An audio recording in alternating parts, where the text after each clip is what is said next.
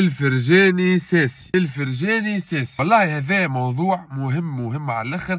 نحب نحكي فيه معاكم، نحب نتناقشوا انا وياكم، نحبكم تكتبوا لي في التعليقات شنو رايكم في الفرجاني ساسي في المنتخب. بالنسبه لي انا اللاعب هذا من المفروض ونورمالمون يكون خارج اسوار المنتخب، عنده سنين وسنين. عندي انا اللاعب هذا ما قاعد يقدم في حتى اضافه للفريق، ما يقدم في حتى اضافه للمنتخب التونسي. كان في حاجه واحده، هو عنده البراسان نتاع الكابيتان هاو، لا يفك، لا يعطي باسات صحيحه، لا يعاون في صحابه القدام، لا يفك في الدوزيام بال، لا ياخذ وسط ما قاعد يعمل في حد شيء. بالعكس قاعد يفك في بلايص جوهرات نورمالمون تكون هي موجوده في المنتخب التونسي.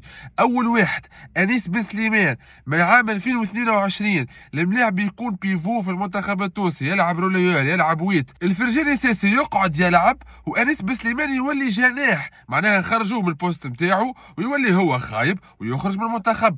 ثاني لاعب هو محمد علي بن رمضان.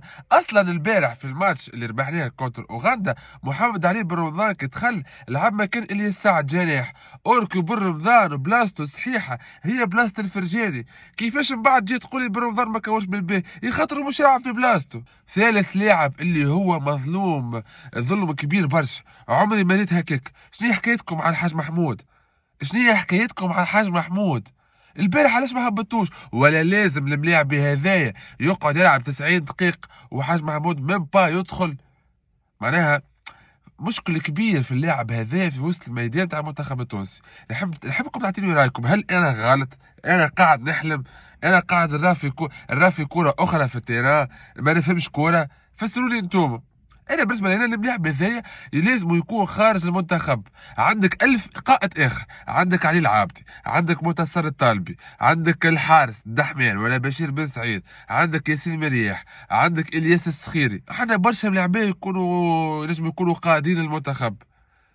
اعطيوني رايكم، هاني حكيت كل شيء، انتوما اكتبوا لي في التعليقات كاين كلامي صحيح ولا غلط.